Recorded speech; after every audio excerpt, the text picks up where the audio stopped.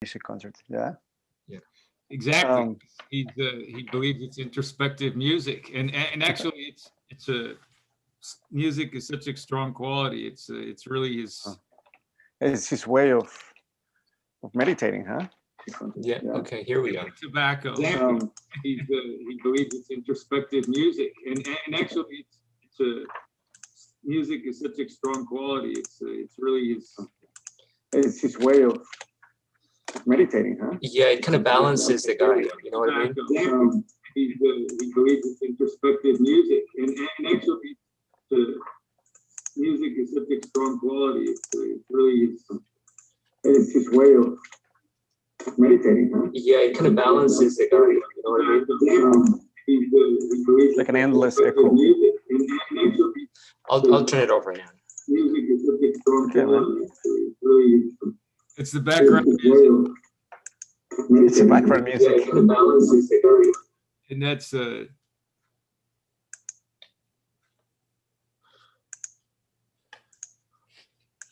Wow. Have you guys? Well, you know, this story made me. You know, I was connecting a little bit to what's going on right now with GameStop. With the kind of hate for the uber rich, right? Well, and more like, yeah, having, yeah, there's always ways of stealing the banks or messing with Wall Street or, you know, Right. yeah. And the way Sherlock Holmes treats he treats the banker, Mr. Merriweather, right? Kind of. Yeah, and you know, and something interesting after reading this story is also the views of English and of Doyle of Americans, right? comes back you know. again through the fictional. Are we on yet? Yeah, we're on. Right. So before we get started fully, I just want to kind of say hello to everybody who's tuning in. This might be a great time, like Sunday evening. We're both bi-coastal, LA and New York. So welcome everybody to like Book Talk. I think that's the title of our talk. Nice. That's kind of emerged. It's the fourth one we've done. We're doing on Sherlock Holmes and Conan Doyle. Well, Conan Doyle's the Red-Headed League. The Red-Headed League. This is the third story on a series of talks we've done on Sherlock Holmes and Conan Doyle. And so I welcome everybody. And this week we've done it twice. So this is our second talk. Earlier this week we have a talk that we recorded between Graydon and myself. Juan couldn't make it, but he was here in spirit. Thank you, guys. And it was about Graydon's short story Angel. So if anybody wants to check that out, go for it. And soon we'll be talking about other books. This is the third one on the Conan Doyle Sherlock Holmes series. So let's open the floor. Yeah. Okay. All right.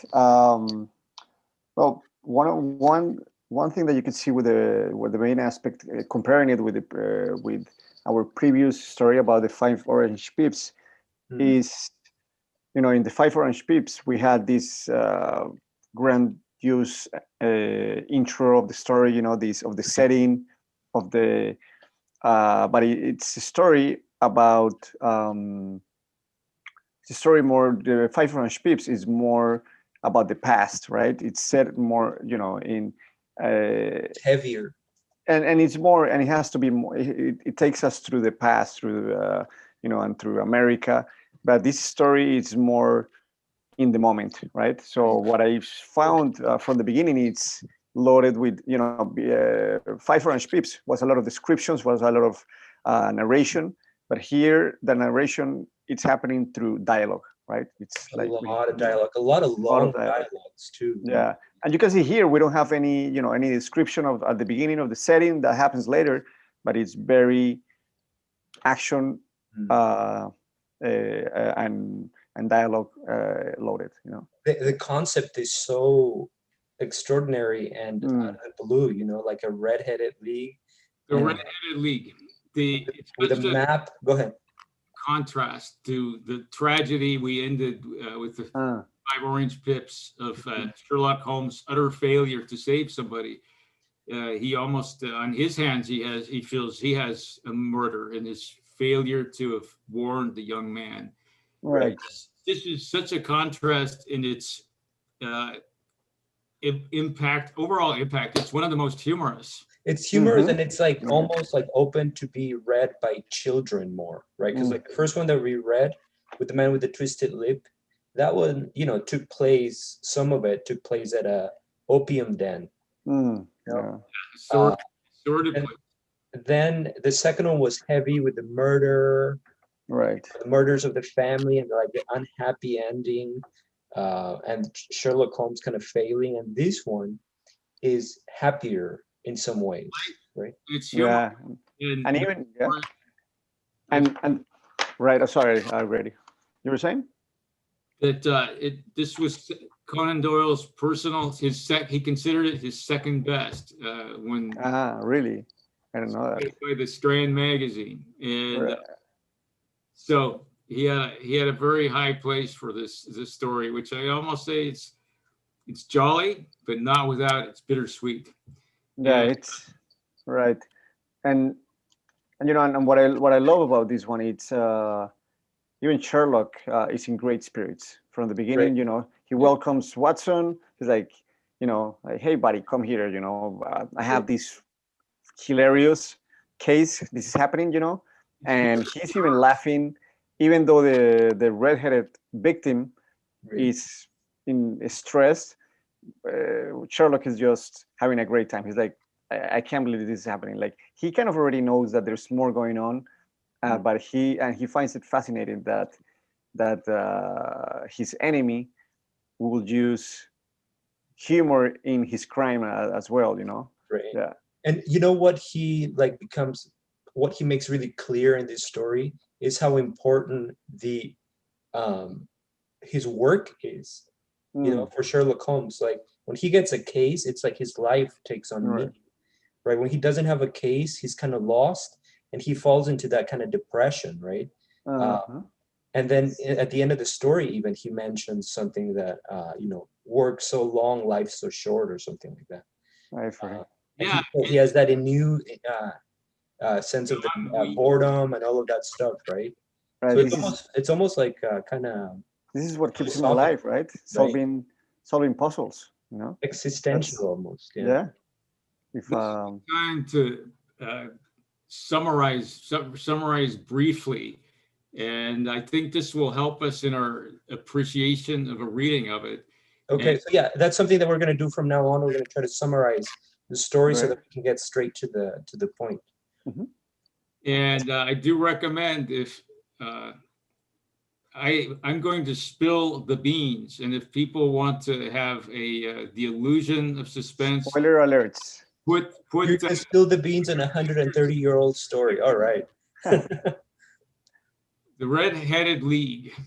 It consists of two people, actually. It consists of the master criminal who has an accomplice with red hair, and then the person that he pulls into the web of his hilarious and effective scheme, and that is the owner and operator of a failing pawnbroker firm who has blazing, fiery red hair.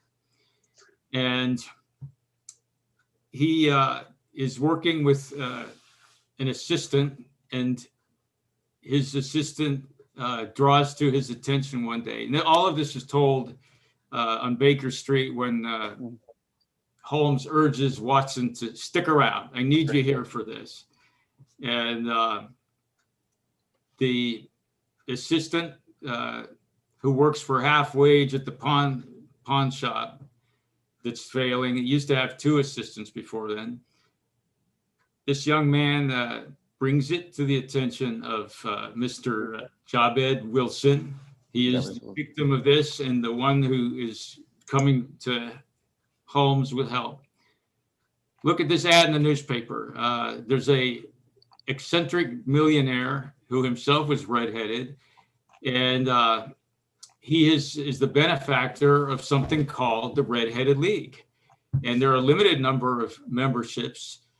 And with the death of one of the members of the Red-Headed League, who receives a stipend for life, the space opens up. And in short, Mr. Jabed Wilson, the pawnbroker, who is really hard up for cash. Right. And he's convinced to go to this thing. And it's a cattle call, basically. There are all shades of red and bronze and burnished and maybe people who dyed their hair to be there. But finally, he's taken aside. He's taken aside by the assistant, who is also redheaded, and says that. Can I add something really kind of pointed there, just because it's going to help us in our talk?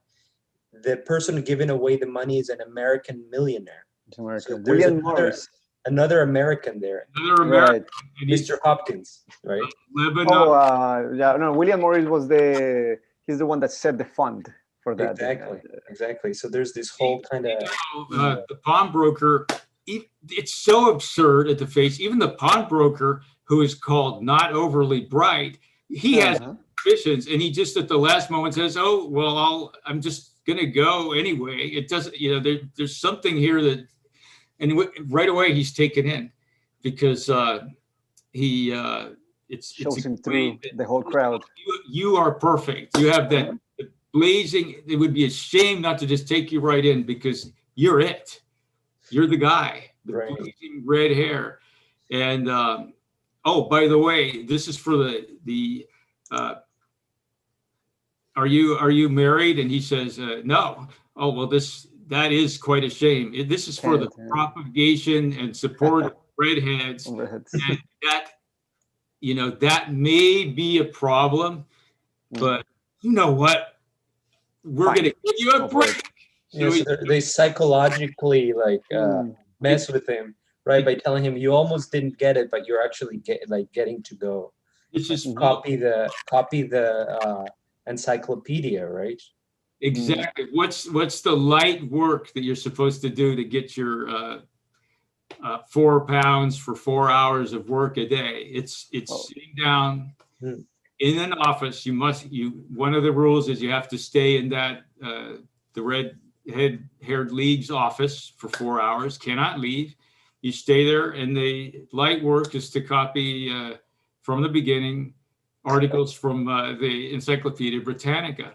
Well, let me add one thing that I find just freaking hilarious, was that one of the things they do to make sure that he's a redhead, they pull out a person from him, and so to make sure that he's a real redhead.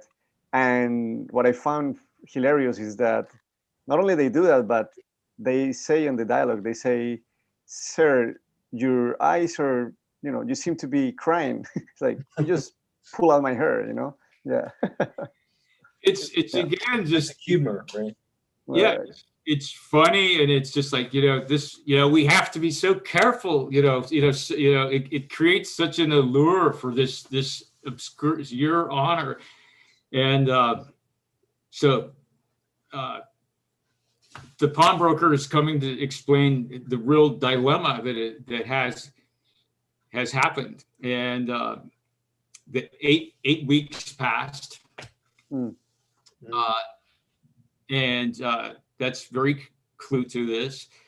The 8 weeks, 2 months went by from when he started copying out the encyclopedia, and he's very excited to get on. He did all the A's, art and architecture and atlas, and he couldn't wait to get to letter B, and he gets there. Imagine a young Jorge Luis Borges reading this story.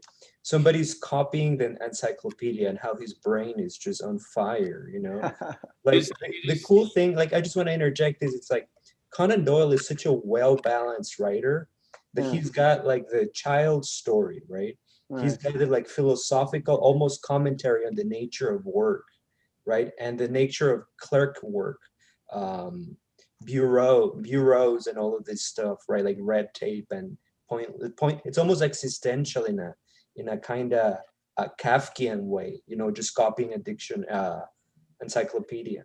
He's got the detective story, and then he's got the literary side with the nuit and the existential stuff, right? But he doesn't let any of the kind of avenues take over. He's really well balanced, and he doesn't make it overly long. He's not overly poetic. He's like a very disciplined writer, I think. But overall, he's making sure that the story entertains. You know, he's not overly intellectual in just like you said. It's a good balance of all the ingredients that. And yet he gives us little hints of these ideas, right? Like the idea of copying an encyclopedia. There's something really, really modern, postmodern in that idea, right? But he doesn't push it. A more modern writer would have just kind of taken off with that and gone into a kind of diatribe or, you know, commentary. Soliloquy about it. Exactly. But here's the scene in Holmes' office. This is where the balance is so perfectly demonstrated, because as banal and existential as that job is, the pawnbroker, Mr. Wilson, he's connected to it. So he's absolutely shocked when he finds the window all papered over, okay? And the notice of doom, the Red-Headed League, has been dissolved. So I like that you say he's connected to it, because it's such a cool thing that no matter how banal the work might be, we are connected to it. And in this case, well, he's learning, I guess, right? He's learning. I mean, Holmes, he lets him know that he shouldn't be that distressed, because hey, he got to earn about 300 pounds, and he's a brighter man now, you know. So well, that's his distress too, because he just lost his big second avenue of income. His stimulus check, is it one? Certainly. But you know, he from the beginning, the way he describes the redheaded man with the kind of work he did as when he was younger, and his personality, he lets us know pretty clear that he's not the brightest man, you know, in the room, you know. Right. And also that, I don't know if you got this or what you think about this, but he's a pawnbroker, like a kind of, the nature of the job is a little bit questionable. It is always a bit predatory, and to go in there with goods. I was going to say, it's just, this crystallizes Holmes' technique, all the things that he sees on that man. And one of the more subtle touches is, you know, I won't tell you how I know that you do snuff, but I know. Oh yeah. Very much against the strict orders of your Freemasonry association, and you know, how did he know he was in China? Because his tattoo, huh? The pink tint on the scales of a fish tattoo, and also I love the one of the writer, huh? How he has one of his sleeves that is softer. Oh, you'll be very apt at our work copying out the encyclopedia. The balance, I think, is when that scene when he says they dissolved the Red-Headed League, and that's when you know that guy is just, he's doomstruck, he's in shock, and yet in the room rises up the boom of laughter, because they just like, you got canceled out of this. They Watson and Holmes just start laughing, and the poor gentleman is just he's beside himself. Okay, we see the Holmes' amazing method again. He right away singles out some very specific details. He wants to find out what is about the appearance of the assistant, and he asks questions. Does he have pierced ears? In this case, like a gypsy. It's very modern, but he said pierced ears like a gypsy. And does he have an acid scar on his forehead? And he said yes. The pawnbroker said yes.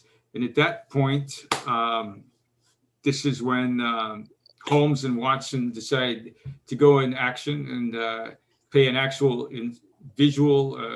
They're going to go out to the concert later, but the concert hall is in the neighborhood of this square and district, which Holmes knows very well. All the businesses and in the area, even a vegetarian restaurant in those times. Again, right. I mean, that's amazing, right? In terms of how modern London was at that point. You know what? To me, that's when the story takes off. When they get out and they start surveying the field. And no GPS, no maps. They from memory. They survey the field. And they have to see. And Holmes goes into the pawnbroker shop, attended by the assistant. There's a very short interview with him. And right away, he knows he has his man, with who overall his appearance is it's clean shaven. It is bright, but he's young. The way he asks, right? Like he goes and asking for an address, and who he knows, the young helper, he answers right away, like, left and third row. And Holmes, he realizes in that moment that this guy, it's pretty smart, because he's like a quick-witted. He just comes up with anything he needs to, So in that, Holmes says something like, he's almost like the second smartest man of town after me, kind of thing. And this is when Holmes just starts giving orders, right? And also they notice there's a major bank which is next door, and key clues. He doesn't mention about the bank later. He says that later, right? Much later. But it's already in his head when he's like. Right. Yeah. But he tells that to Holmes, to Watson later, right? How do you know about this? Oh, I saw a bank that it was around, so I knew there was something going on. Yeah. I really want to emphasize this because, I mean, to me as a reader is what gets me. There are 2 or 3 things that really get to me about the story. One of them is the kind of mental picture of town that Sherlock Holmes has. And now he's within this mental picture of the town. Well, okay, he surveys the field, so he goes there to investigate, right? So it's a physicality, right? Then he's got the mental picture of the town that he's able to like almost collect his data and work it into his mental image of the town, and then like come to the conclusion of what has been happening. Of course, he takes a long time to think about it, but it's so cool that he's got it's prior to GPS, prior to all these digital maps, but he's got it in his head, Something that they talk about too. And something that they talk about Holmes is he mentions there, he knows the town. He tells Watson, like, oh, you know what? He's not even looking at the streets, but he's like, okay, I know that here's this vegetarian restaurant and this other restaurant. He knows that, and he uses what people later got to use, which are mental palaces, which mental are palaces. ways. That's wonderful. Yeah. That's way of remembering other things. But he has one of his biggest traits is his spatial memory. Right. How he can remember any location. And we know that from previous stories, how that's like his knowledge of mud stains throughout the town are so knowledgeable, whereas he doesn't know anything about politics or philosophy. The method is very simple. He's always on site. He's always observing. I love this line of he's telling Watson, how many times have you been up my flight of stairs to Baker Street? Watson says, oh, hundreds of times. And then he asks, well, how many steps are there? And Watson is, well, I don't know. Well, that begs the question: how intelligent are we in terms of space, right? Are we, something that I found out with the preponderance of like geographic information systems and GPS and all of that is that we've become, well, I just speak for myself, less knowledgeable about space in Space, general. right. You know, I used to be able to get through from point A to point B to point C throughout the city of LA or other cities too, without really looking up a map. You I know, No, now we're so dependent on it. But rely like 100% Sherlock on Holmes map. shows us. Yeah, go ahead. Now when I'm out for like going to a movie location, for example, I noticed the breeding of it's an incredible helplessness. And and part of me just goes, my gosh, I never used to feel this, you know, without GPS. It's really stoking this degree of stress. Because And there was a time even, I don't know if you remember, guys. Mike, Yeah, when we had MapQuest, but Map. there wouldn't be good internet, or we will write down the directions. So at You know- least we would sometimes even remember them. But even we were in that in between. You But know, before when I that, was a pizza delivery guy in college, right? and this was like a while ago, a few years ago, and you know, they didn't. One of the requirements for the job was that you were able to read one of those chunky like map books, yeah, Oh. the famous Thomas. Thomas Guide, right? And so I couldn't read it too well, so I like relied on my knowledge of whatever streets, you know. So it was just so cool to see Sherlock Holmes to like solve a case through his geospatial knowledge inside of his brain. You know, and this reminds me.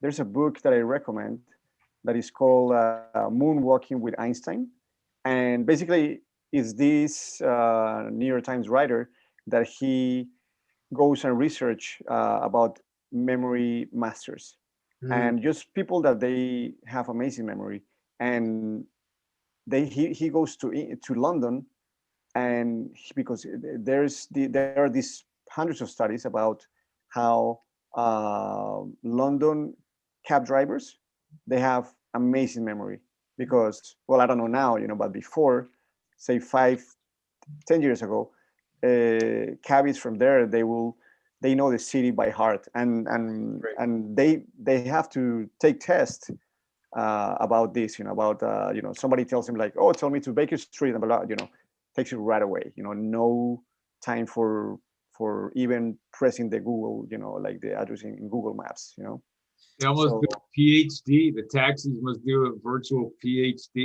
in the map and the corners of London.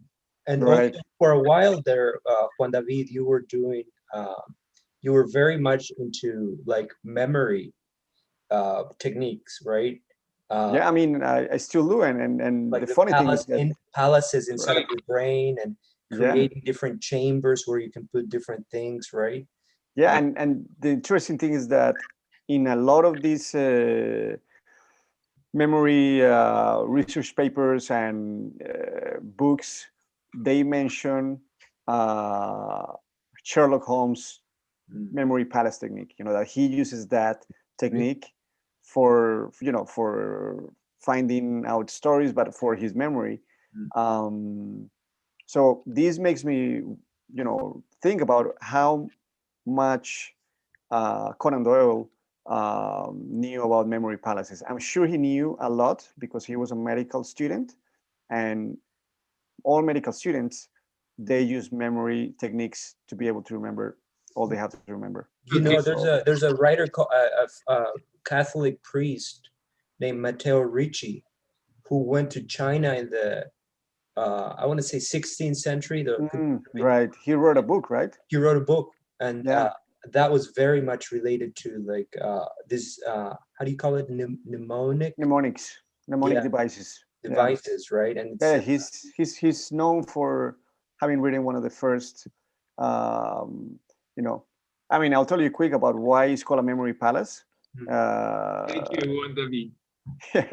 in ancient Greece, there was this poet, Nemoides. I forgot his name, but basically there was a palace where he was going to recite a poem, and the way he remembered the poem is that he assigned to everybody that was in the audience, he assigned them almost a verse. So he knew exactly where everybody was. In that way, he could remember, especially like, okay, when I talk to this guy, I'm going to be talking about, the sky, and this guy, I'm going to be talking about the sun, So, and then what happened? We don't really know if this is fiction, but the whole palace went down, right, and it killed everybody, but not him. So then, when he was outside, family, friends, they were asking about his friends, and he was able to recall who was there in this palace because he knew exactly all of them. Who was this guy and when? When was it? This is let me this. While Juan looks, I want to say that this reminds me of what the writer Javier Marias, right, from Spain. Mhm. His father used to be like a major philosopher, like during the Franco years, and his name is Julian Marias. And he said once that he did his lectures without any notes, and that the minute he needed notes, he was going to retire. And I find that as a teacher, I find that so wonderful, like to just do a class without notes. I love and just do it mentally, just like rely on your memory and your ability to recall. And the minute you need to have notes, then just that's the moment you got to move on. because you know that what you're summoning is absolutely vital. It's real. It's whole, and that's why I got cards down here, but they interrupt the life of this moment and sharing the story here. The Red-Headed League. I can tell you quick. I found it on the internet about what I was telling you, or I was talking to you about, guys.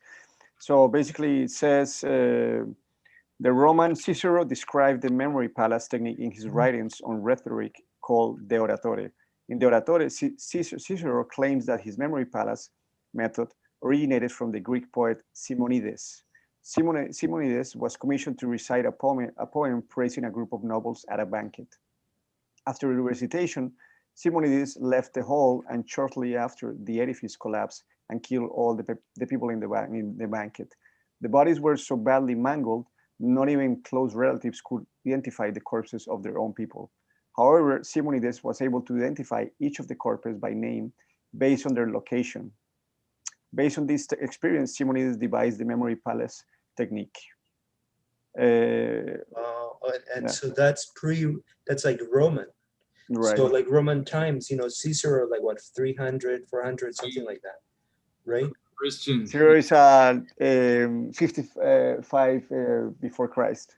Oh, okay. Year 55, yeah. 55 before Christ. Mm-hmm. That's when it was written, De Oratore. Yeah. Right.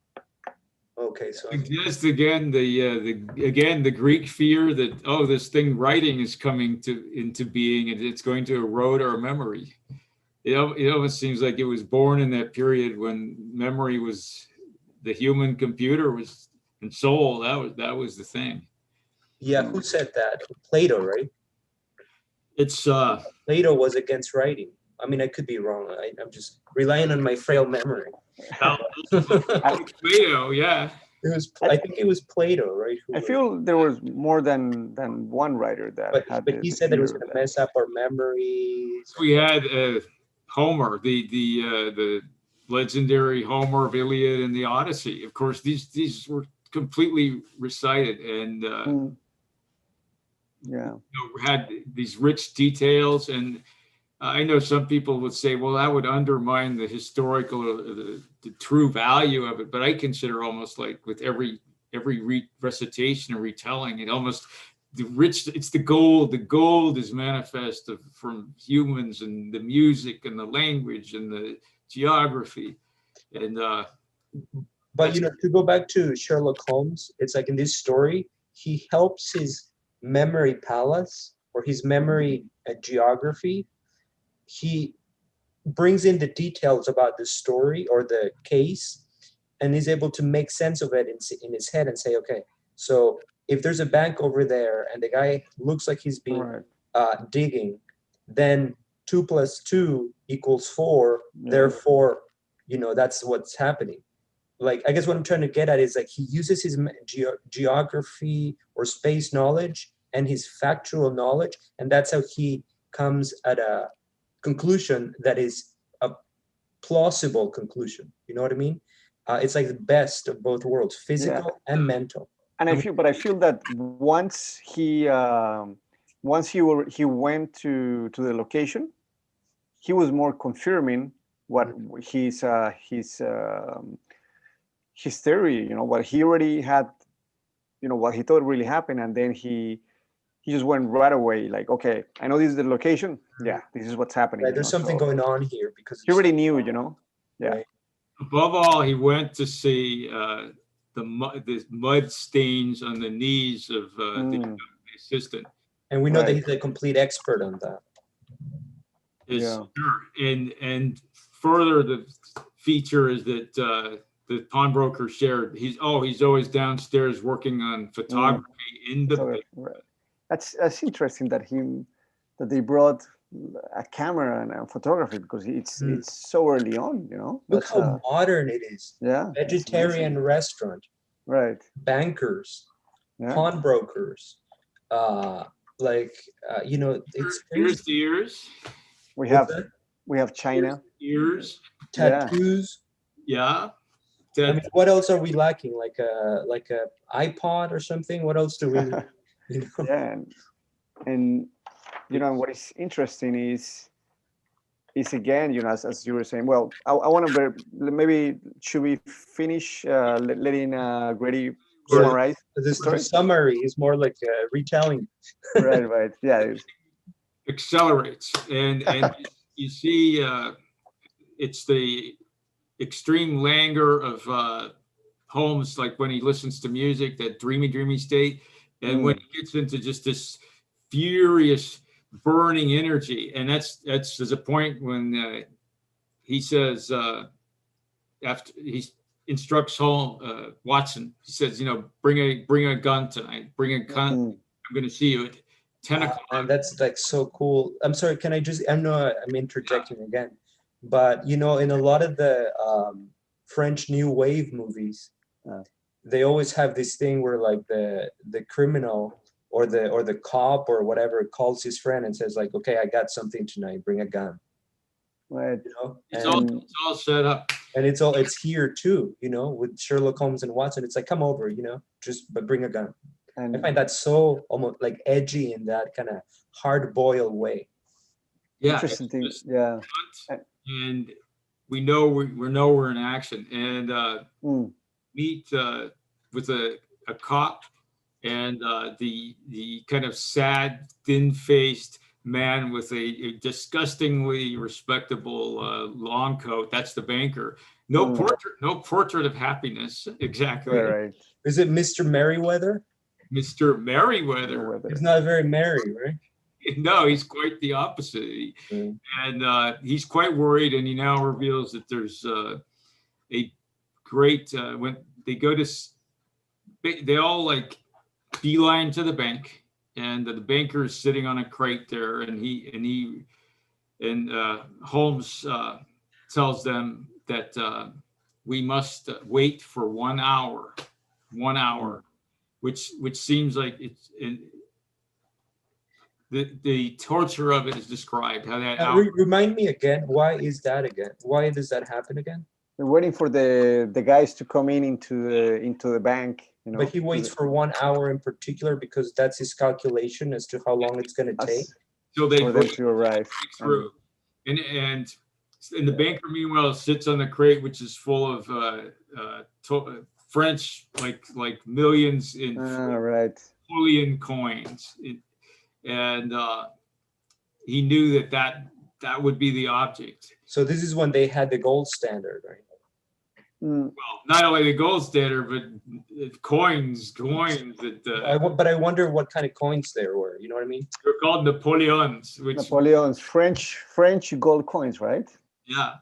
Wow. Yeah. And another, just these amazing factors because of the mental maps is early on the front of the pawn shop, the bank, he taps cane, and he wants to see if it's a hollow, and that's why he knows, like, where's the exit going.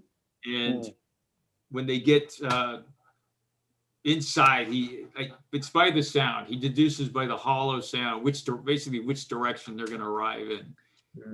And a little interruption there, you know, I think one of the beauty and what makes Doyle's stories interesting is that he leaves all these intriguing points, right? Like, we don't, you know, he's tapping on the floor, but he doesn't say to Watson right away, oh, I'm doing this because of that. No.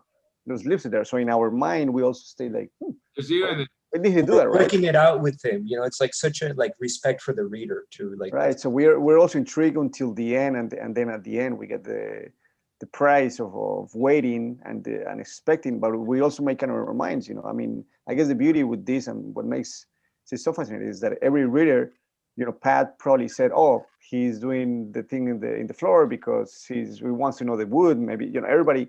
It makes you feel smart, right? Yeah, and then, you know, you come out at the end and maybe what you guessed was right, and then you feel great, and maybe what you guessed was not right, and then you don't feel that smart, you know. But makes you part of the mystery and of the investigation, you know. So it involves the reader in a brilliant way. You could add all these things up, and you'll be able to do it. Now, Watson himself says, you know, it's funny, but I think I can. I've heard everything that's been said, and I can't do it. You know, he's further in awe of Holmes. Right. And by gosh, he ends with a quote, right? With a French quote or something like that. He uses French, uses Latin, even Latin, uses Greek. So I want to just say something here that before I forget, it's one of the best things about Sherlock Holmes stories is that, you know, they're like Victorian in outlook, almost like a kind of that late colonial, late empire, right? But they're also modern and recognizable in some ways that are even now. It's like the big city with, right, you know, big money, crime, all these things happening, you know. So it's like at a very nice intersection of late Victorian and early contemporary, you know. It's our age. But still feels a little odd, a little far away, and a little kind of mysterious, you know, with like you said, with the Napoleon coins. That's right. Wonderful. Yeah, we're connected to these inventions that are just, you know, just think of photography, right? You know, just think of trains, of cabs. I mean, all these inventions that they were just emerging in that time. Yeah, the subway. And so we are still connected to them. I mean, all of them still exist. You know? So yeah, what you say is fascinating. They're fanning out in their influence, and what here happens as predicted, after this long wait, there emerges there is the assistant, and I think the modern touch continues with even the tone of it.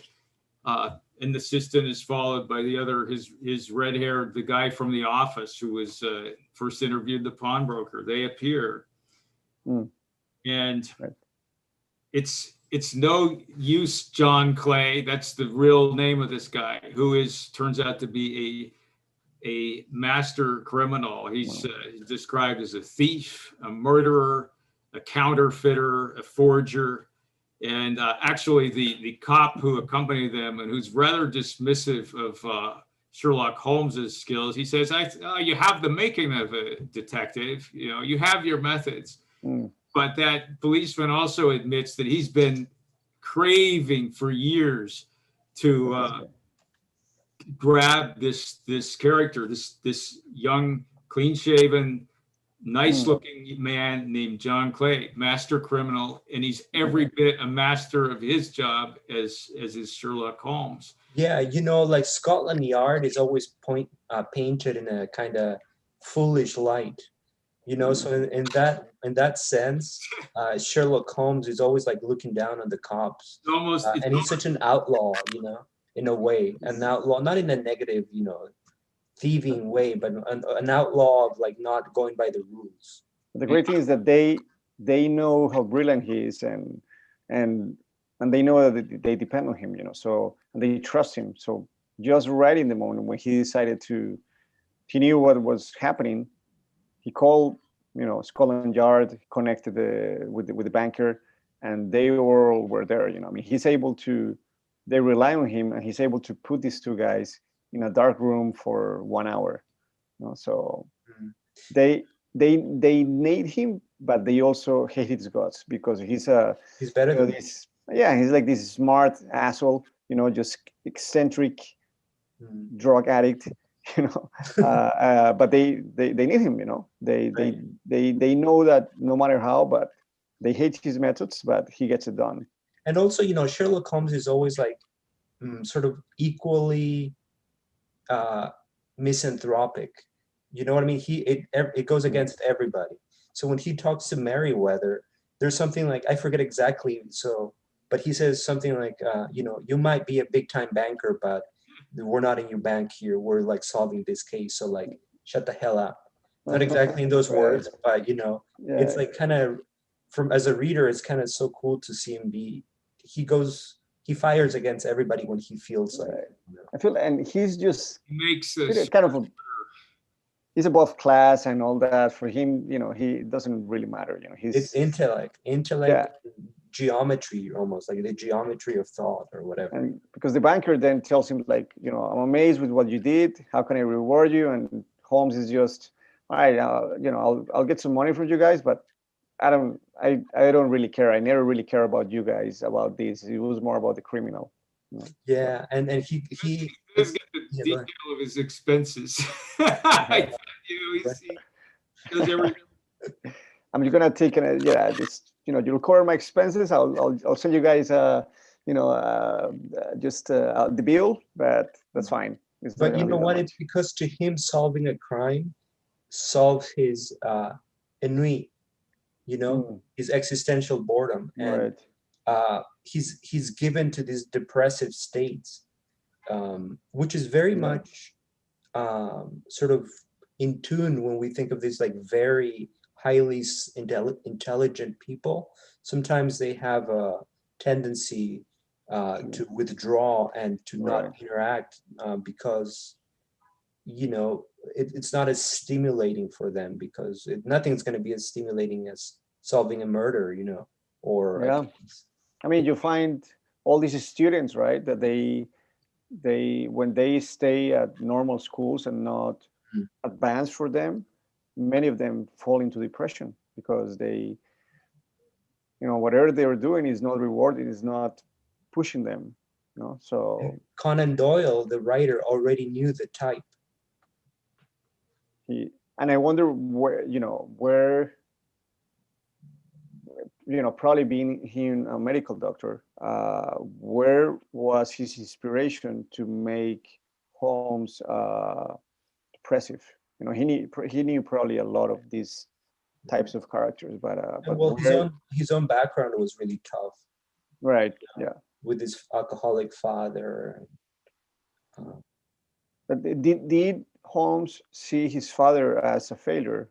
Because he was some sort of Conan Doyle. Did he see his father as some sort of a failed artist? Did he? I don't know. Yeah. Mm-hmm.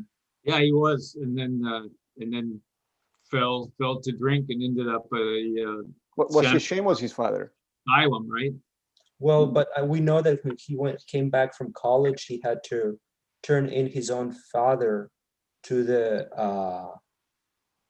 psychological ward, into the psychological ward. So that must have been traumatizing in some way, that reminds me of Aldo Tambellini. Yeah. At the poem that you read in Spain, of how he had to turn in White. her own mother, right?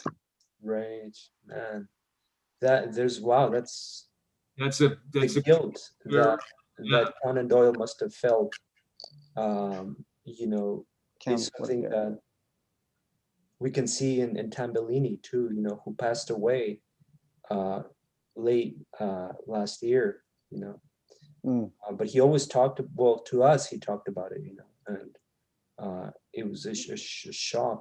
And What will he say to you guys about that? well, he said that he said it was me. On the poem, he says, you know, it was me who had to decoy. Use he says in the poem that he had to um, make. So his mother was in a house in Syracuse, New York, and the white van of the mental institution came out. But he had to get her to come down, and he had to trick her, right? Be really careful with my words here because, you know, it's like delicate, but he had to lure her, you know, and use something as what was the Spanish word is señuelo, decoy, right? Yeah, he was kind of the decoy and sweet talked her. Right, and then and then they took her, and then she never came back. That's my understanding.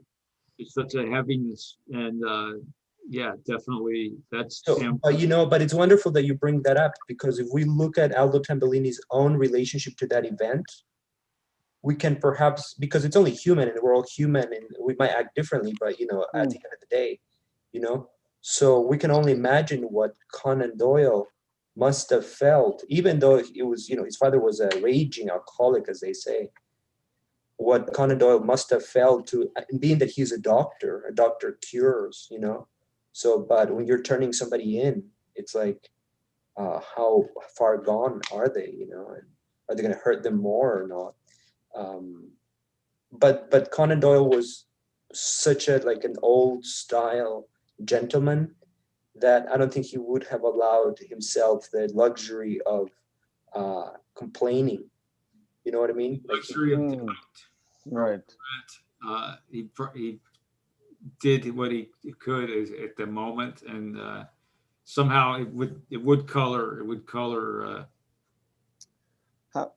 Have you guys found any character in Holmes that resembles any of or his father? You know, I don't know. In a way, the man with the twisted lips, in a way, has what at least the part he's playing, and he seems be is he's acting it out. You know, he seems to be a very desperate character, and maybe during those short episodes, depressive episodes, Sherlock Holmes resembles his father. Right. Yeah. Yeah. I mean, Sherlock Holmes. It is this divided nature. Almost, you said Asperger's, or there's a clinical depression versus euphoria. You know, kind of what might be today called a bipolar. How would you guys call this? And this would be an interesting psychological or even personal take, but you know, so we all have different moods. Obviously, sometimes we're sad or happier to different degrees, right? But I don't know if both of you have ever felt a kind of intensity of focus that is beyond. So it's not depression, it's not happiness, it's just sometimes you focus, right? Like, I'm going to do my homework, I'm going to solve this problem, I'm going to pay a bill. But sometimes focus can be taken to an extreme, and I felt that sometimes too, like when I'm working on my fiction, on a poem, let's say, right? And I'm writing the poem, and I'm so focused on getting the rhythm right that 3-4 hours go by, and then I'm like, oh my god, I'm lightheaded, or you know, so like focus takes over you sometimes in a way that it's almost unhealthy. I mean, it could be, you could label it that, maybe the justice to it, it could be compulsive, right? Or obsessive compulsive. That's, you know. Yeah, okay. But I think, I mean, if So you're so that's what it is, huh? Okay. Now I know. Right. but look at or you know, I I thought mean, it you was see just that focus. Yeah. in highly autistic personalities. You know, if you're autistic, you also see that, right? Where you people can they, they can deal with life, but if you put them a problem to solve or something to do, they go to it, right? Like there's, you know, you could have somebody. I mean, I don't, like I said, I'm not an expert on this, but some people with these kind of disorders or traits, they are losing their minds. But if you throw to them like just all these pieces of a puzzle in the floor, they will just go and try to solve it, and that keeps them, and they can do it. You know, And getting out of there prior to finishing is impossible. they have to finish it, Right. and then they will move on. But that they could stay there for days.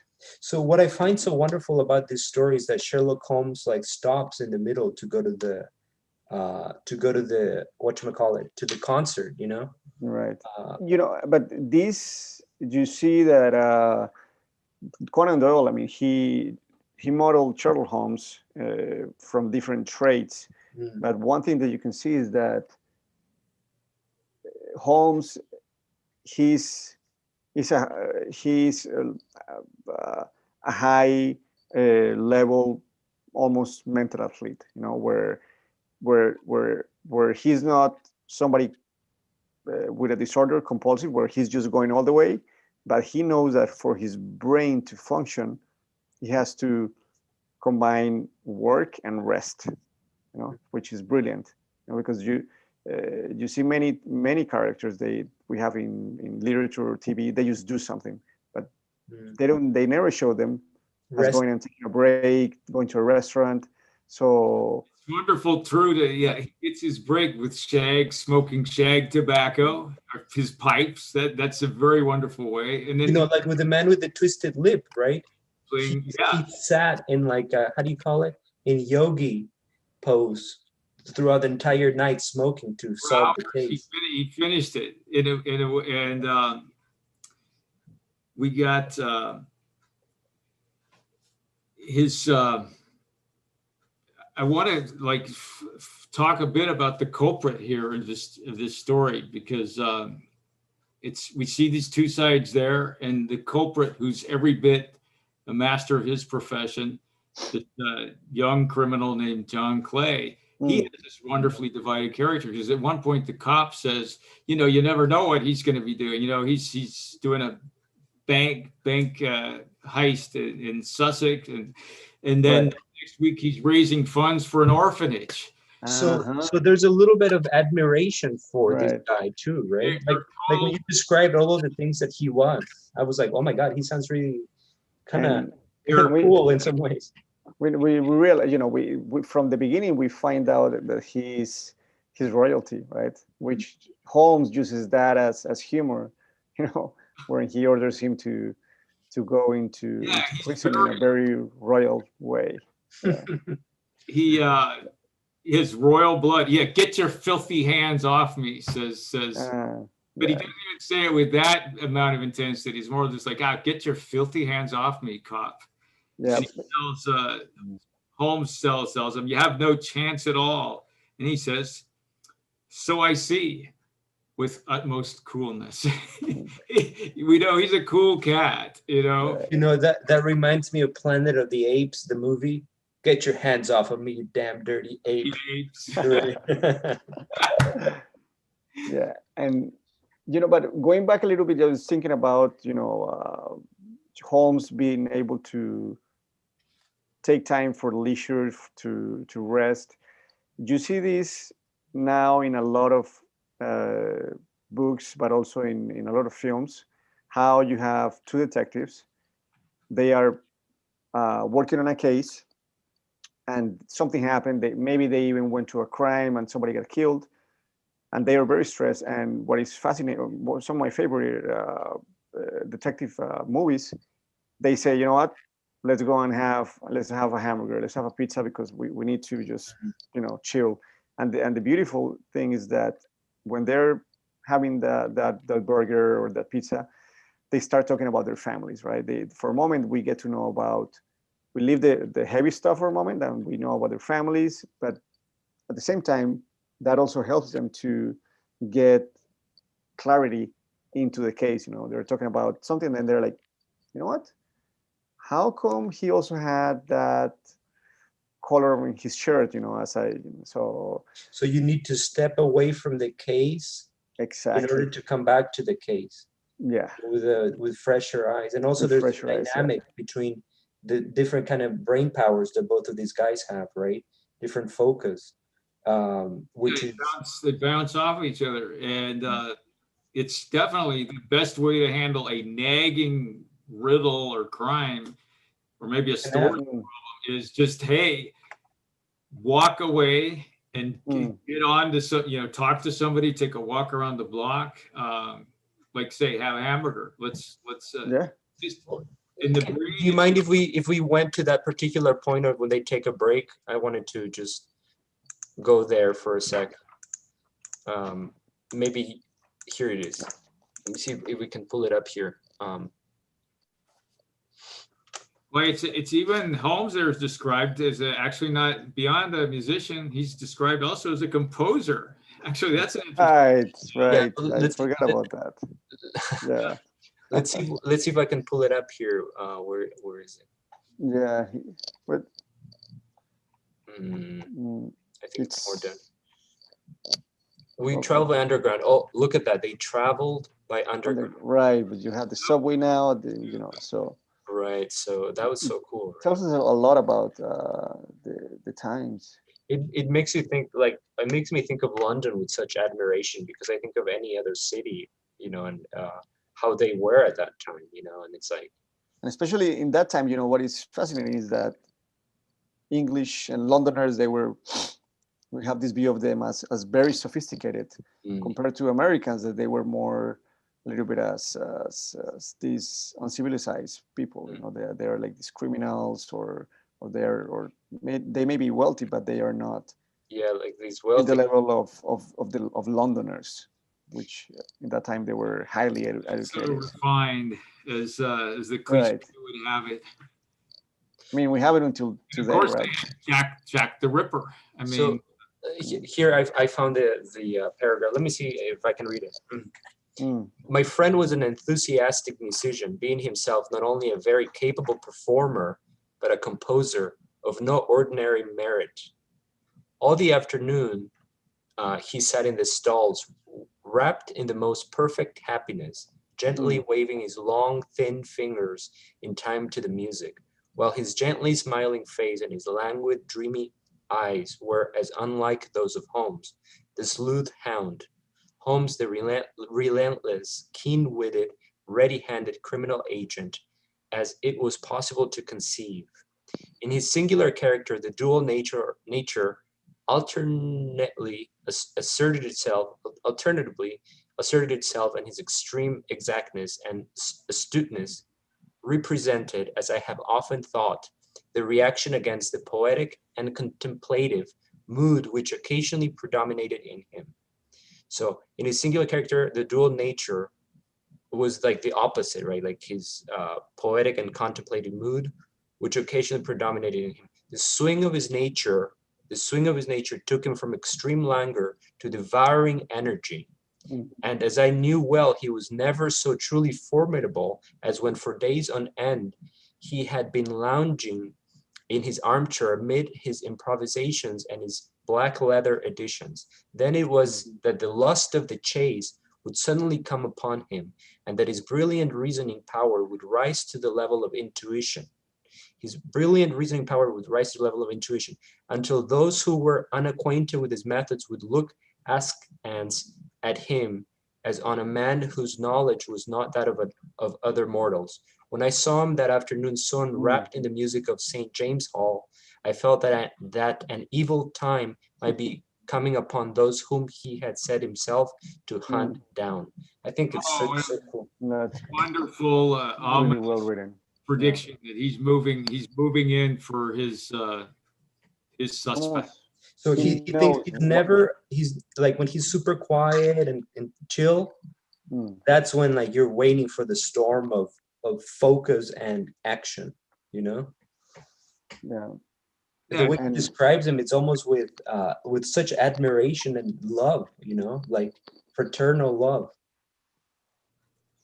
Yeah, actually, it's a great balancing of different characters and the kind of phlegmatic Watson and the Holmes, who can be poetic and contemplative and languorous, and then suddenly a burst of energy, Ruthless, yeah. he didn't mention in the Five Orange Pips that he was also composer, right? Or did he? He knew This is he played music, the right? further facet of him. But he does stop to play the violin, and I feel a like very suspenseful time. It's well placed. in every story we know a bit more about Holmes, right? You Right. know, why do you guys think that he uses a sleuth hound hat? The kind of hat. Why is that? It's that of a hunter, right? He's a hunter. It might have Oh, been wow. like Maybe places him in social class, yeah, Because it might have been an actor's edition. Like for instance, it was one actor who came up with the curved pipe because that didn't obscure his mouth. oh, really? If you had a straight pipe all the time, it'd be kind of up there. But this curved pipe, which is so identified with the picture we today have of Well, now they Sherlock. have the silhouette of Holmes, where he has that pipe, right? So If you could be, let me ask you something. If you could be one of them, Sherlock or Watson, who would you be? That's a tough question. Who would you good choose? heavens! One part of Watson I was reflecting. Well, he must have a pretty good home life because he does at the end of the case, after nabbing John Clay, they get to go have whiskey till 10 p.m. at the Baker Street office, sign off on it. So I assume he has cordial relations at home. You know, Watson is just more human. You know, Watson, it's he's real. You know, this is just Yeah. Holmes is just, he's The almost curse of the genius. Sorry. yeah. He's almost fictional. You know, it's just hard to be. I mean, just imagine how all does he does, just how a human can be like him. You know, and we see these kind of characters in real life that they last very little. You know, they either end up in a madhouse or they end up just dying pretty young. You know, just think of just all the geniuses. You know, of all the philosophers, the writers, that they were brilliant, but they just, after 30, 40 years, they either commit suicide or they got bored and just end up doing something else, because there's not enough Sherlock for Holmes them. an unbalanced person. He is unbalanced, right? I guess that's not a question. He knows for sure. He knows his boundaries. He knows certainly how to maximize his gifts, and sometimes be very dismissive to like the banker around him, and sometimes he can be an enigma. You know, I just read these articles from New York Times about these scams that they do, these fraud scams they do on the phone, and they reap especially elder people from millions. And there is this guy that he's like a genius. He's like a good hacker, and he's able to track all these scammers, which a lot of them happen to be like in India and Mumbai, and he is able to get into their computers, able to stop them from stealing from people, but he's able also to find where they are. He's able to record them.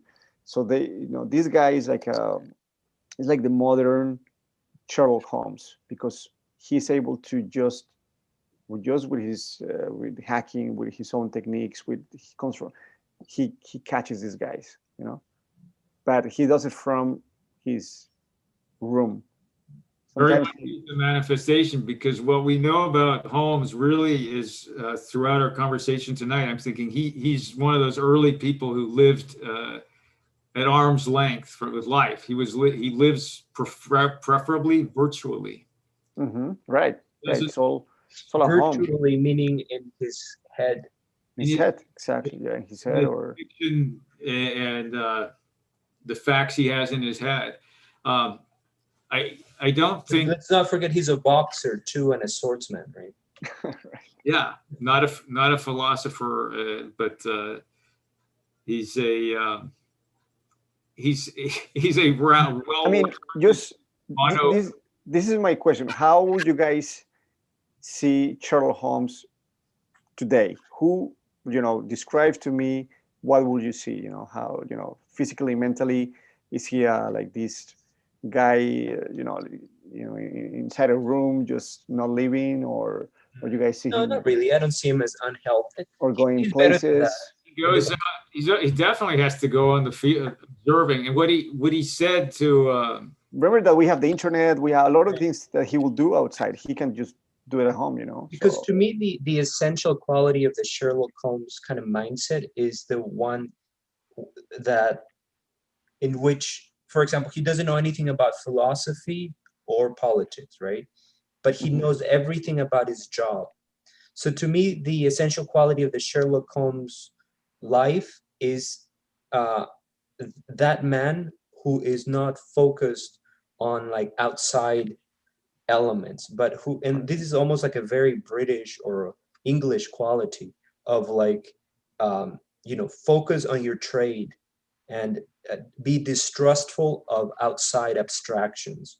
You know what I mean? So if to answer your question, who would Sherlock Holmes be? Any man who's doing his job, or any person who's doing his or her job to with utmost care and who is able to disconnect from the world and just do it perfectly, like any chef who's cooking their best meal, or any car mechanic who's just like completely absorbed in it. That's what I see in it. I mean, it's more of a general answer, but there's other like weird qualities that he has. But at the end of the day, it's that ability to like just be the best at your trade. I find that really kind of awesome. But the thing here is that what is his job? Like sometimes he has to know about everything, because he will get cases from all kinds. He will get cases from politicians, from bankers, from beggars. So I feel that he has to be very focused and good at his trade. But I also think he has to be a generalist. He has to know. I mean, of course, not. He also not about politics, but many times he's forced to get in there. So what if you're saying that he has to be focused on his trade? What is his trade? What is that he has to know a lot? Because all the cases are different. He's a chess player, like the mind of crime. Right. And he's a professional solver of puzzles. One of the things that gets exposed in the story is that in the beginning, he talks about how if you have incredibly bizarre circumstances, it may cover up a very minor crime, or maybe something that doesn't even meet the threshold of a crime. And on the other hand, if you have if the stranger and more exaggerated the appearance, probably the simpler the crime. It's going to be a big motive, like a crate full of gold coins. And this is what happened here. We had this idea of the Red-Headed League. It's all just it's a vast subterfuge to take in this pawnbroker. And it netted the criminals, and it was a crime of great. It would be somebody super felony charge, right? Right. You know what? One thing that I see here that that Holmes has, that Doyle has, is that he's a he's quite visual. You know, I mean, he loves to create these spectacles of visually. You know, we have just imagine seeing downtown London and seeing just this view of thousands of red-headed men. You know, and how would that look? And he takes us through that, right? Epic scene, just Yeah. so visual. And he even fine tunes, I think, the ear of our imagination. I felt that when I was in that dark basement, the bank vault, where they are awaiting appearance. Just think of the palette, right? Yeah, as you said, because we go from this daylight, just orange-headed patch of just the street, and then we go into complete darkness, into just this room, this bank, this vault that he covers the light, and we have no light, right? And so in that sense, he he's he has a really great diversity in colors of palette. Yeah, and each story has its own kind of theme. Each story has its own visual. First, with the three we've read here, first you have the opium den, which to me, to read that, of the late 19th century opium den is so fresh, visually and so crazy. And then you have with the other one, we have the American South and the KKK, that whole atmosphere and the regal British countryside mansion. Yeah, it's right. And now we have a visual representation of urban London and the Red-Headed League. So it's each story, and he's got so many, is so perfectly implausible, but also it couldn't be any other way. It's got that finitude of great literature that, like, that's the way it is. It's like it's already been made. You know what I mean? Like when you read a great story, I don't know, like Edgar Allan Poe, or a great poem, right? Like whoever, like Shakespeare or whatever. It's like you get that feeling that, like, oh, this thing was, how could it not have existed before?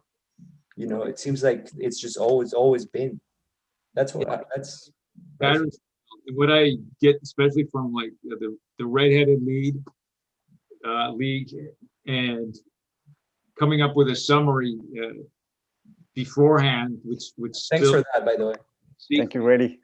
That's fine. You're welcome. It's pointing me to a new way of reading Holmes, and I think that a much more deeply engaged one, because I started the next story I started off on.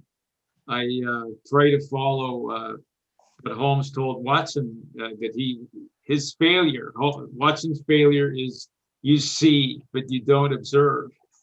And so I think it's great to chase after that possibility of actually reading a Holmes story and managing to deduce, even though sometimes it's just, you can just see generally around a corner where, maybe I feel just that general perception of where it's going to go. That's a and it's just really, just if you look a lot of literature, a lot of stories, I mean, because we were writers or readers, but for the general public, a lot of stories are just boring because they just just tell the story.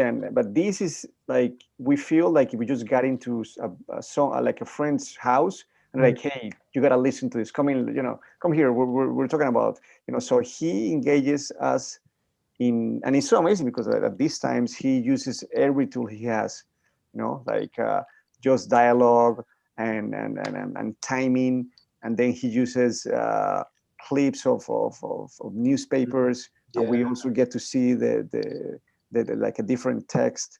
So we are taken into this world, and it's all at our, it's not just somebody, it's not this narrator talking about how there were these guys that they trick this orange red-headed man, but instead is we have multiple narrators, right? We have Holmes, we have Watson, we have the red-headed man, and with dialogue, it makes it very dynamic. So for that time, you don't find that much. So what do you think lifts Conan Doyle, lifts up Conan Doyle from popular, trashy popular? No, I mean, this is going to sound like an insult, but I hope you get what I'm trying to say here.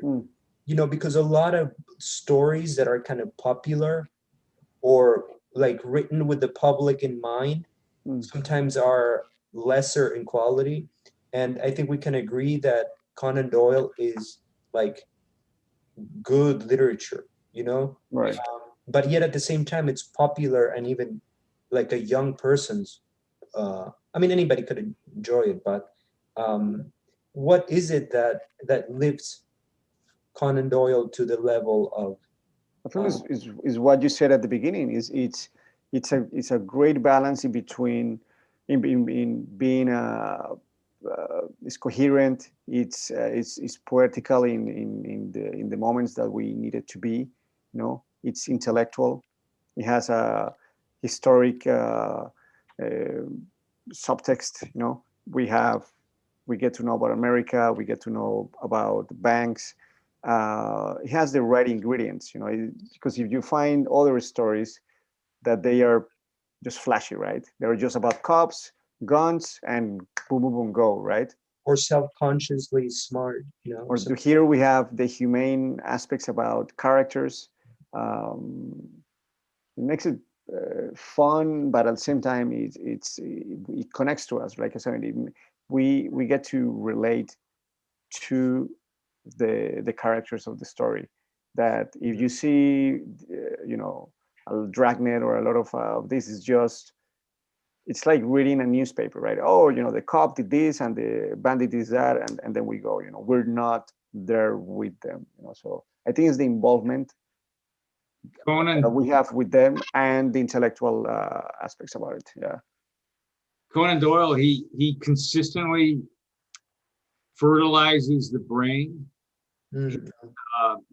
Right. Yeah. Entertainingly with every word. Every word tends to illuminate the other words and it deepens the meaning. And right. Yeah. all along the way, we're gonna learn something. And I think there's the pleasure of the story, the pleasure of the puzzle, the pleasure of laughing. A lot of aspects. Identifying with Watson in his attempt to keep match wits with his friend, his enigmatic friend Sherlock Holmes, and you know what? It kind of imbues one with a new way of thinking, or gets we read on our toes, and at the same time as being surprised at every turn and educated, entertained, and yeah, he in teaching us to think, he shows how logic and deduction and looking deeply into things and storing up this vast kind of storehouse. So there are many kinds of stories, right? Some are sociological, some are psychological, some are philosophical, some are colorful, some are folkloric, some are supernatural, and so on. Some are gory. But with Conan Doyle, I think, to just kind of riff on what you're saying, is with Conan Doyle, we get introduced to the pleasure of solving a problem, from the right moral place or something. So like, it doesn't have to do with like, everything else is great in terms of like London, everything else is great, but like the mere pleasure of puzzle solving is something that any human being, because essentially humans are curious monkeys, we are. so playful. So like, when Mm. somebody puts this thing in front of us, we want to see it through.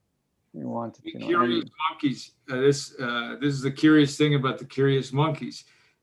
Some people could read Sherlock Holmes and say, "I want to be a writer." Some people could say, Mm. "Hey, I think I want to study and become a lawyer or an investigator," and they would be well served. And I also think after habitual reading now of Sherlock Holmes again, I think he wouldn't be a bad primer for a fledgling criminal as well. I think one could learn from both sides, right. if you chose to study Conan Doyle, and that I think that adds kind of that brush with. Okay, let me ask you something. Like, why why Sherlock Holmes, why Doyle happened in England and not in the United States? You know, why do we have some of the most legendary crime criminal characters coming from London, England, and They not had a great, New York? they So had a great long tradition and respect for the mystery and detective genre, and there's a novel cited by Wilkie Collins. What is it? The Woman in White, which is cited by Borges too, I believe. And that's just they had a long tradition. Of course, the Jack the Ripper, true crime, and it's Right. fictional offshoots. You have. well, I think it's Go ahead. revealing that We, when we don't. Right. We don't have. Can I give it a shot? yeah. Okay. I think it does start in the United States. Sherlock Holmes starts in the United States. How does it? Well, first of all, in many of the stories are very linked to America, right? But also in the sense of like Edgar Allan Poe. So why is Edgar Allan Poe, who came before Doyle, Edgar Allan Poe was inspired by the French, right? So there's like this whole by kind of Paris. I mean, if you read like Poe's stories, a lot of them they happen in Paris or the right. What is it? What's the name of the story that he has with his own detective? So Edgar Allan Poe is supposed to have written the first detective story, right? And what's the name of the detective? Greg, The Point or the Point? Murders in the Rue Morgue. But I was going to say symbiote. Who's the detective? But let me finish the Right. thought here before. So like, it starts with Edgar Allan Poe, right? Who places his story in Paris, the murders in the Rue Morgue, right? With his detective Dupin, right? But so like Edgar Allan Poe ignites the genre, but he doesn't have the finesse to bring it to fruition, and like it's already like a feat to make it happen, right? To imagine the detective story. Conan Doyle, he perhaps cannily or intuitively, he married this genre to America.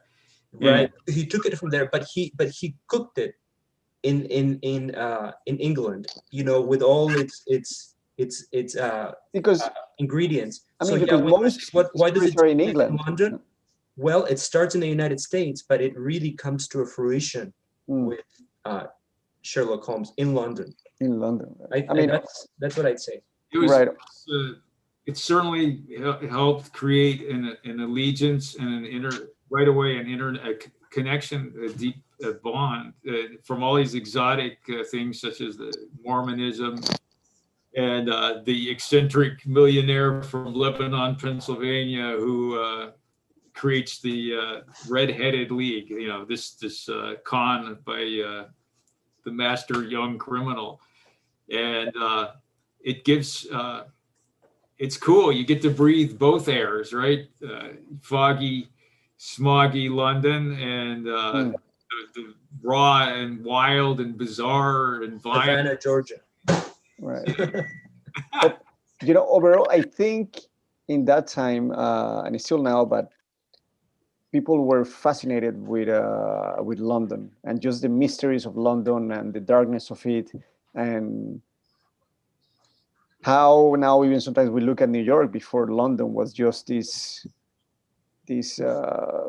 mysterious, dark city with so much happening, but at the same time, it was pretty damn scary to be there in the late 1800s. So much happening, but at the same time, you got to be there for tea time at a particular time.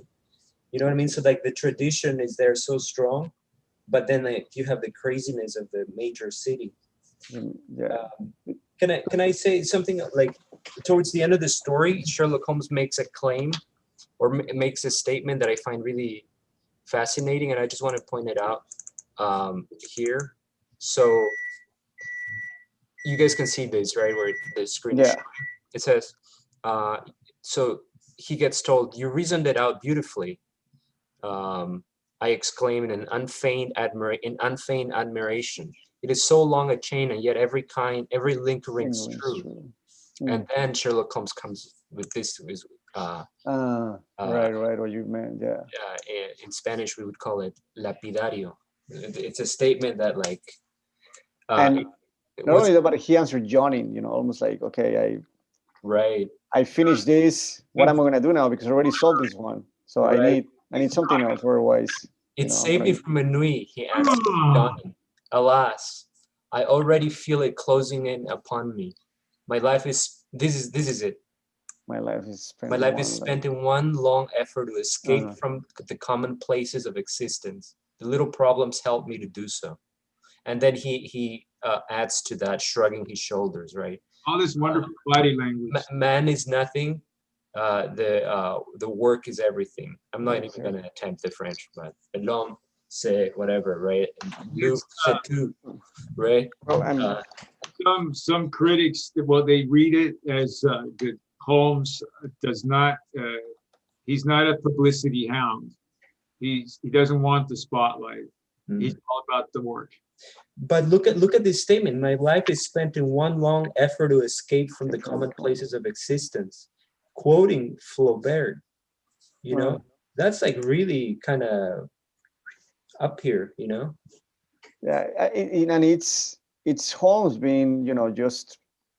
I mean, these stories are for the general public, but I'm not dumb. I mean, I know Latin. I know Flaubert, George Sand, and if you're smart and if you're intellectual, you're gonna have fun too.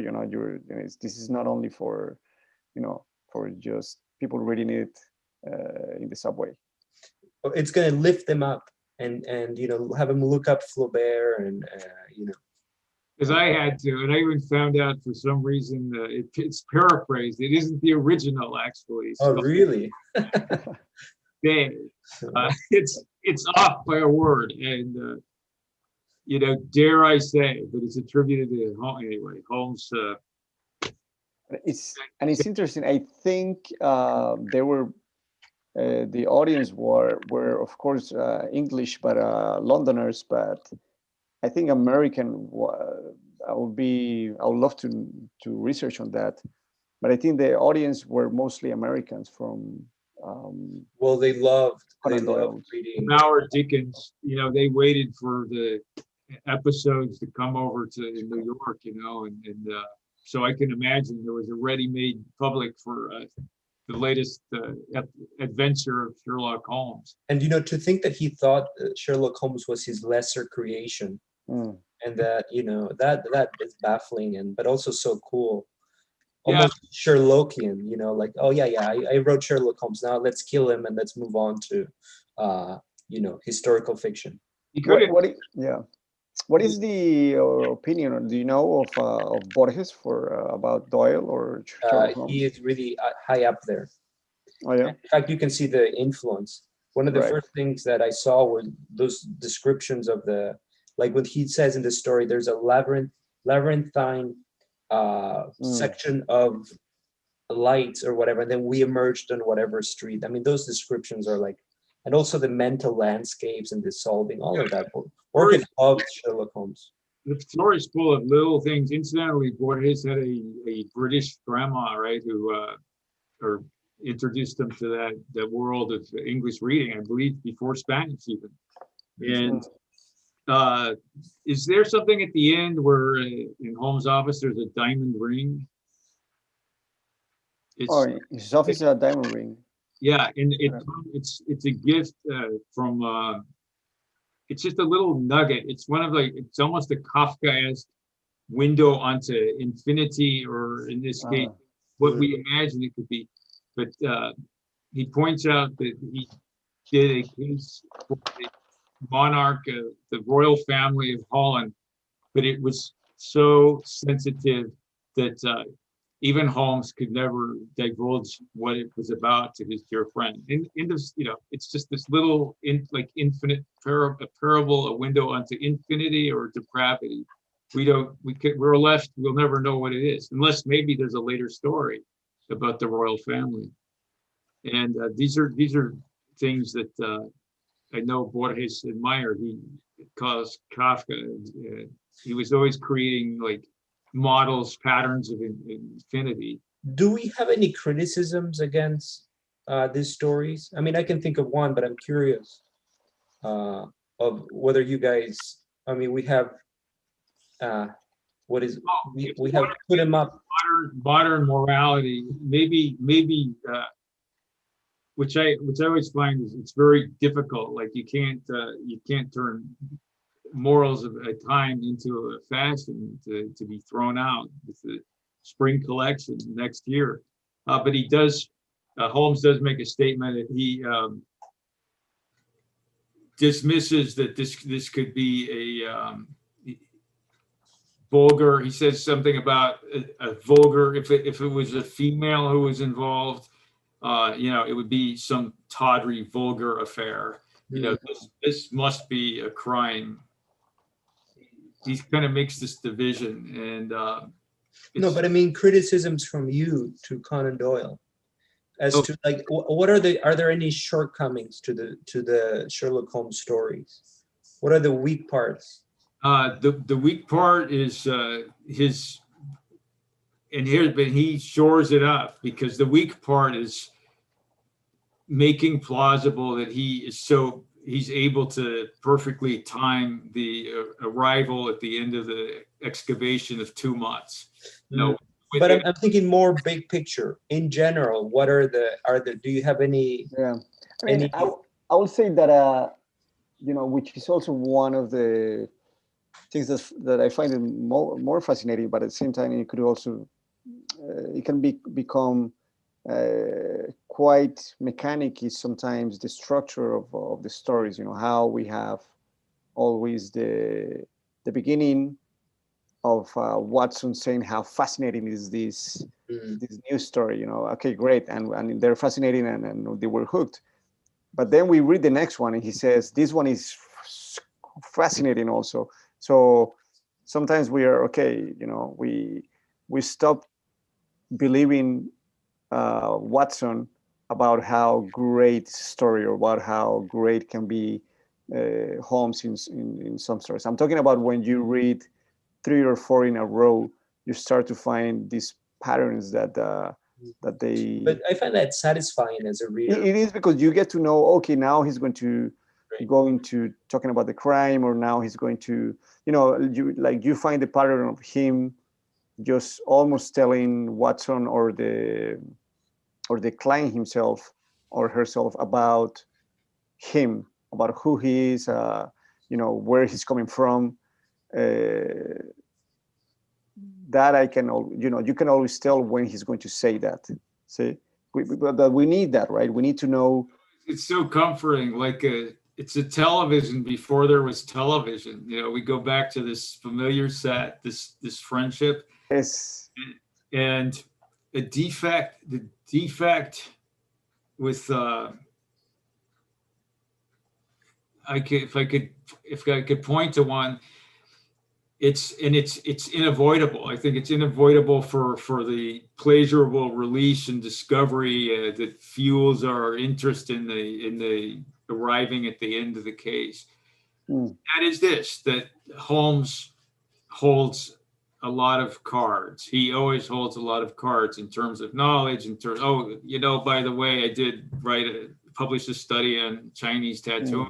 And, right. I can see that. Yeah. I think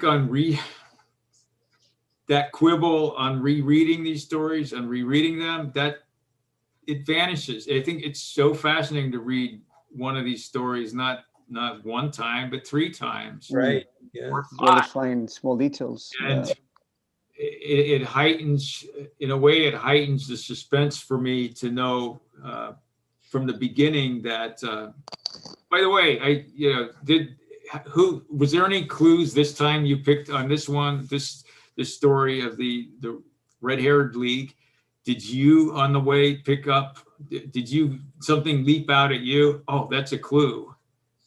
I know that's going to go someplace. I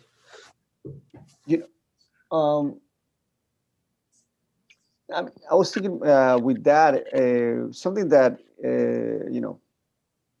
that I think is also with clues and the interesting thing is that he starts filling up the Sherlock Holmes world with every story, right? Because now we get to know about this detective, about this criminal that we are going to see in other stories. So it's not like this guy just wrote this story, but he had in mind more stories, a whole world. Right. Because he's a popular figure, and already all London knows about him. If you've got some impossible situation, go to Holmes.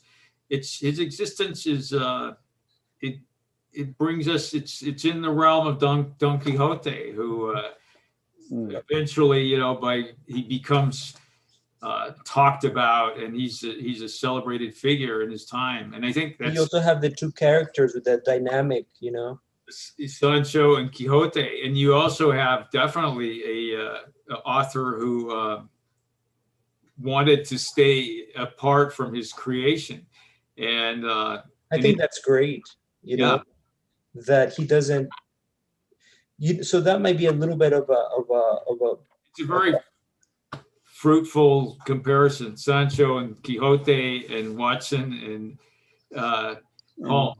Here's something that I think could be thought of as kind of not weak, but you tell me what you think about it. It seems to me that Conan Doyle never puts himself on the line as an author. Maybe that's better, but it's like the stories are so themselves that we never hear about him, right? He's completely an invisible narrator. Right. And he's not like, he doesn't put himself on the line. Like, he doesn't say, like the opposite would be like a Dostoevsky, right? A Dostoevsky with Crime and Punishment, or anything he wrote. His whole morality was laid on the table, But maybe the counter argument to that very argument would be like, well, he's putting himself on the line in the sense that that's his lifestyle, that's his worldview, the gentlemanliness, and and the lifestyle of that world. That is Conan Doyle, and that's what he is arguing for, that world of chivalry. I do think that he does, incenses his morality, in which he's after the bad guy, and bad guys are, are portrayed in, they are either dumb or they have some defects. But if you compare with somebody like Chekhov, where even a criminal, he doesn't judge them at all. They are just who they are. And he just shows them, even some of them with Conrad, beauty. with Joseph Conrad, where Conrad is writing Heart of Darkness or any of his work. Conrad is there judging, and he's putting himself there, you know, whereas like Conan Doyle is back in Yeah. control, and he's showing his world. Part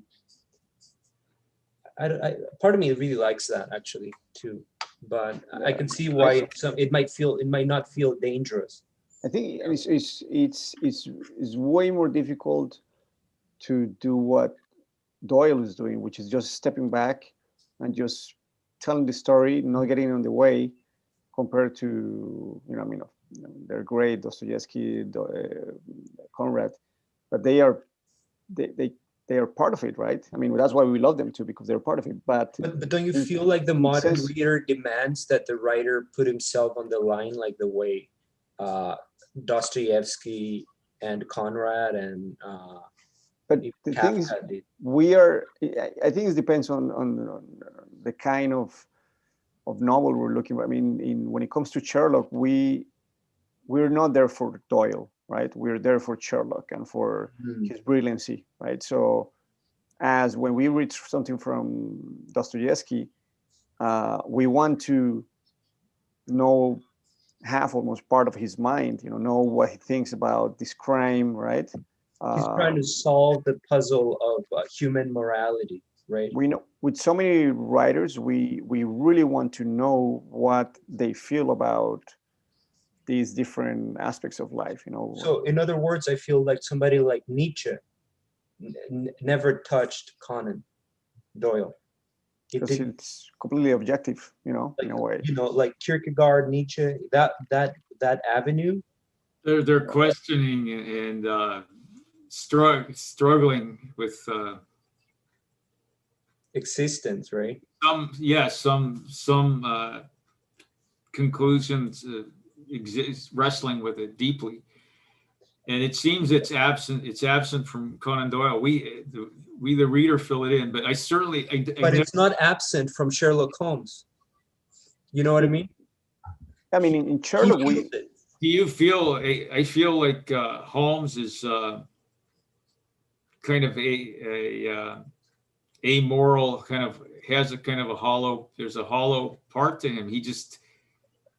He works like a calculator, and I don't see he doesn't have malice towards those people he nabs either. I don't feel that. How about this? Sherlock Holmes, no, Conan Doyle has never experienced the world in a Nietzschean or Kierkegaardian way, right? But Sherlock Holmes has. But because Conan Doyle cannot go there, he cannot make Sherlock Holmes really go there. You know what I mean? That's almost like a Borgian take.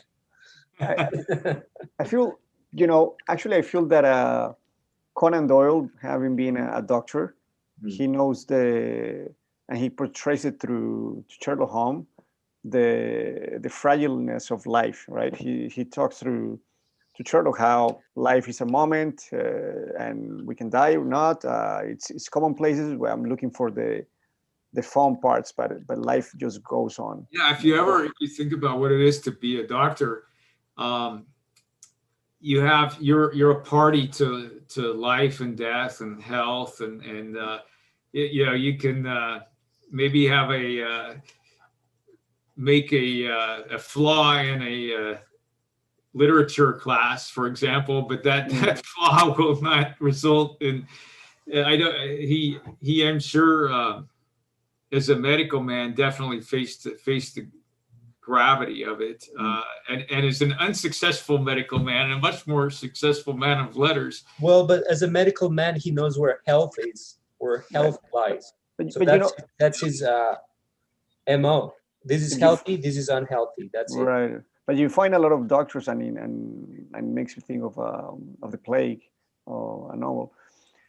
The doctors, they don't judge. I mean, they do their job, and and they're gonna treat a criminal or a priest, whatever, just the same way. They're gonna save their lives, and there's a huge tradition of doctors in literature: Bulgakov, Chekhov, Conan Doyle, right? There's three major ones right there. Thomas, he was. It's interesting that those guys, they they saw life and they saw their patients, and they were not. They just wanted to portray these characters, but they were not judging them.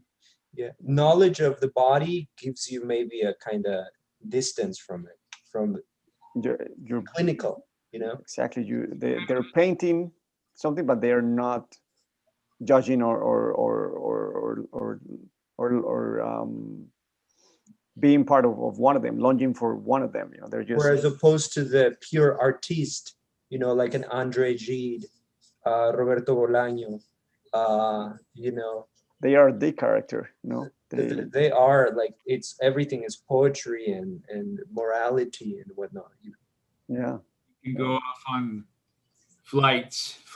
I know one of the things I admire about Conan Doyle is his use of his body language, and it's very, you know, shrugging his shoulders at the end, what Holmes does, and it is rooted and within occasional spooky passages and calls to the hunt, and it's melancholic phases as well. It's to be a doctor and then to I think it's very I've often thought of as the novelist task, really, for one that I is to kind of be the doctor physician for society. Well, you have always said that artists are the royalty of the world, right, Braden? Yes, they have. They're aristocrats. Aristocrats. So maybe we should rename the talk the Aristocrats. No, I'm just kidding, and that's not our that's not where we're coming from. All right, guys. I think we've gone to what, an hour and a half. I think we said today we were going to be shorter, and I think given Graydon's great summary, and I think we'll do that again. Summaries are a great way to think about it, because that way we can focus on thinking and not on relaying the story, you know? Right. Yeah, and I think that if, you know, in my opinion, that if we even do a briefer summary, because then, you know, and then just go and discuss aspects of the story, because I feel that if we just tell the whole, you know, summarize too much or tell too much. But this was brief compared to the other ones that took us 2.5 hours. Right. then listeners, you know, they're not gonna be, you know, I feel that what we're doing, which is great, it's making people really interested in reading the story. But if we tell, you know, my humble opinion, if we tell too much in the summary, then people are not gonna read the story. It's like a trailer, right? If sometimes you see trailers of movies that they tell everything and you don't want to watch the movie because you already saw it in the trailer, right?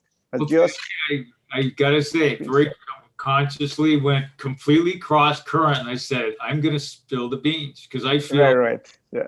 And you know, if this story is like 130 years old, you know what I mean? So it's not like the latest you know, what is it? It's not like the latest Hulk or whatever. But people haven't read it, you know, so it's in a way, it's like if it was a new book, you know. But it's totally worth it, and you know, dear reader, the 12 very plausible links that join the whole story together, no mortal can hold all those links in their head at one time anyway, so don't worry, that story will always be a surprise. Right. And rereading is the key. Yeah.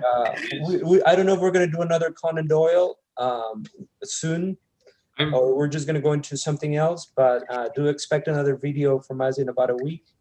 And yeah, so thank you, guys. I'm really glad we did it, and we're going to thank you, Patricia. Thank you, Grady. Sure. Yeah, this is super fun. Coast to coast, LA to New York. New York. Yeah, very. Launching more readers of Conan Doyle. And like Flaubert said, life is nothing, work is everything. That's your closing statement. Go and work your ass off. All right, see you folks. All right, guys. Bye. Take care. Take care.